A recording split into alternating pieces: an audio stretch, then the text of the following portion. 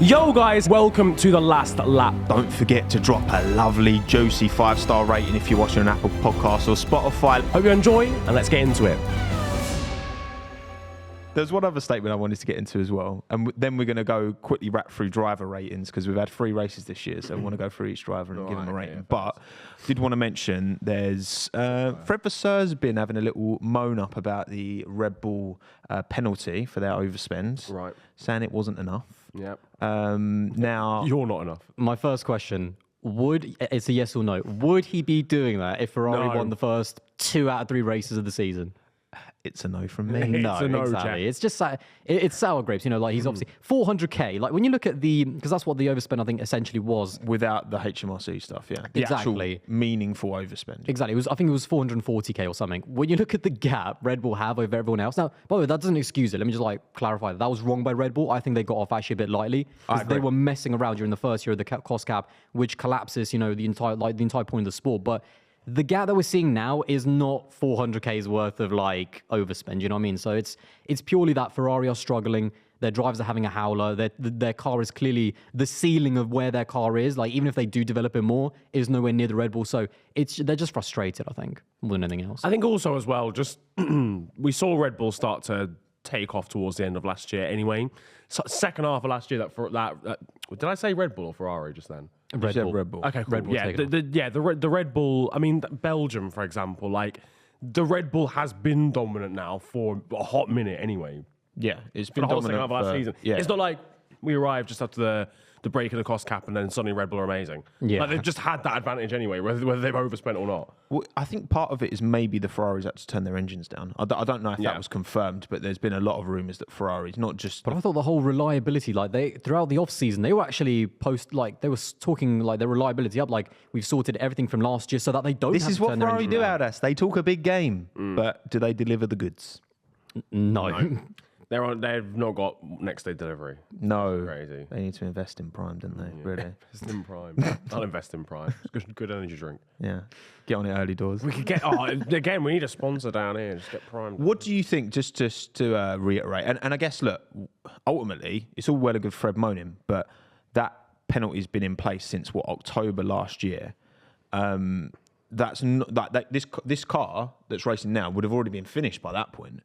So, that car would have already been signed off, and pretty much been designed. It's an evolution as well. Yeah, so we're not going to see the punishment from this penalty for a while. So I don't really see the point in Fred saying what he's saying because we can't measure it really yet. Especially it's because Red Bull are doing so well. So I mean, what would you, if we were to measure, what would be a kind of? At what point would you think, okay, the impact is there now? We can see that Red Bull being pegged back a little bit. What if they're end of this season? If they're not dominating by 20 seconds but winning a race by 5 seconds? Yeah. Then we say, that's that cost cap kind of penalty coming through because their advantage is so big. It's not just the cost cap, and that's why I feel like all of the teams are credit just fine. Again, because you look at the rest of the field, the whole field spread when you take away Red Bull from top from P2 to P10 is actually pretty mad close. Yeah, and you just got to give credit to Red Bull for just pushing the envelope, and yes, they overspent, but did they get? Is that where there's 400, 500 grand, whatever it is not generated all this performance in reality? But I agree that they should have been punished. I think they should have had their ATR halved personally, because I think it's not just about punishing. It's not just punishment fitting the crime. ATR. Take it. No, just divide it by 10. No development at all. Minus development. Yeah, you got to take parts off the car. You got to demolish your wind tunnel. Yeah, just complete delete. Drive an AlphaTauri for a year. That's what you get. Yeah, just swap the cars, swap the paint jobs. Imagine if they did that just low key for one race. They just swap the paint jobs. Yeah.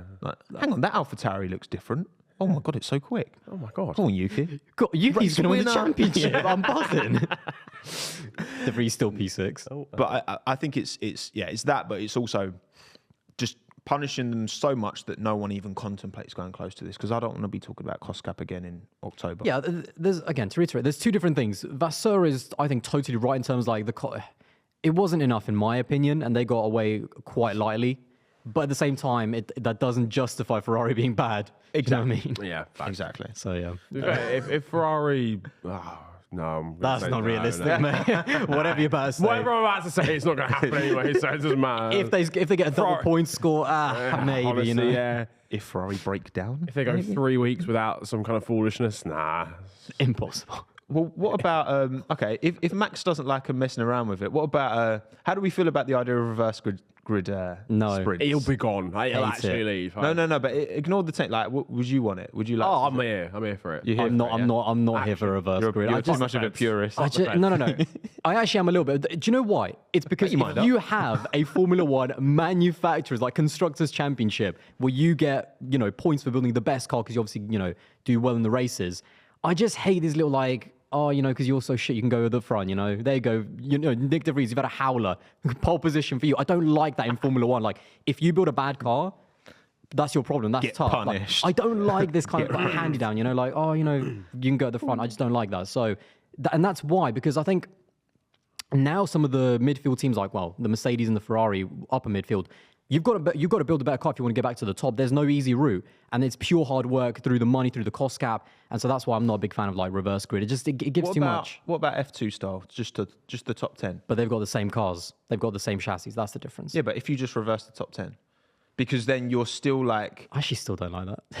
I think that's better than like completely reversing the whole thing. Yeah, that's better because then, because if you're Alpha Tower, you've turned up with your worst car in like 10 years and you're getting pole position. Yeah. Exactly. Like, Although then I suppose you can't be stat padding with the worst car on the grid and thinking it's legit. Like, look at this pole, brilliant.